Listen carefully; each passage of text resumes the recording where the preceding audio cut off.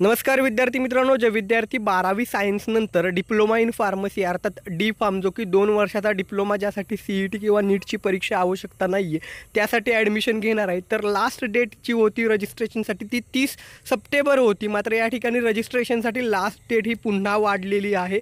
रजिस्ट्रेशनसाठी मुदतवाढ करण्यात आलेली आहे।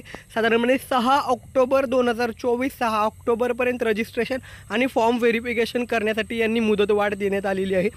मुदतवाढ रजिस्ट्रेशनसाठी झालेली असल्यामुळे या ठिकाणी पुढचं शेड्यूल वेळापत्रक देखील बदललेलं आहे।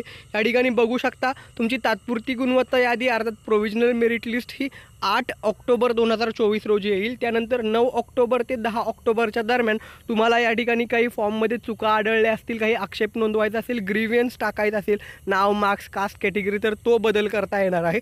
आणि त्यानंतर दिनांक 11 ऑक्टोबर 2024 या रोजी तुमची अंतिम गुणवत्ता यादी अर्थात फायनल मेरिट लिस्ट येणार आहे। आणि त्यानंतर पुन्हा पुढचं शेड्यूल जे आहे, जसं की कॅप राऊंड आहे, तुम्हाला कॉलेजची यादी जी द्यायची आहे प्रवेश फेरी, त्या संदर्भातलं वेळापत्रक नंतर येईल। अद्याप तरी ते वेळापत्रक आलेलं नाही आहे।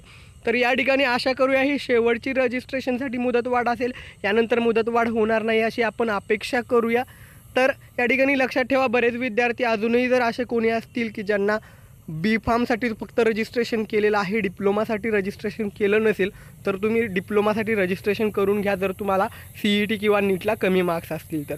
बाकी अजून काही महत्त्वाचं अपडेट असेल तर ते तुमच्यापर्यंत निश्चितच पोहोचवलं जाईल। या ठिकाणी आता आपल्याला फक्त वाट पाहावी लागेल, कारण रजिस्ट्रेशनसाठी लास्ट डेट ही आता या ठिकाणी यांनी वाढवलेली आहे। साधारणपणे 6 ऑक्टोबरपर्यंत तुम्हाला रजिस्ट्रेशन करायचं आहे।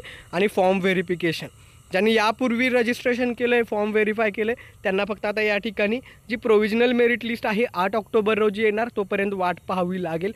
जे काही इतर अपडेट असेल ते नक्कीच तुमच्यापर्यंत पोहोचवलं जाईल। ही माहिती आवडली असेल तर व्हिडिओला लाईक करा आणि जे कोणी डिप्लोमा इन फार्मसीला ॲडमिशन घेणार आहे त्यांच्यासह हा व्हिडिओ शेअर करायला विसरू नका। धन्यवाद, थँक्यू।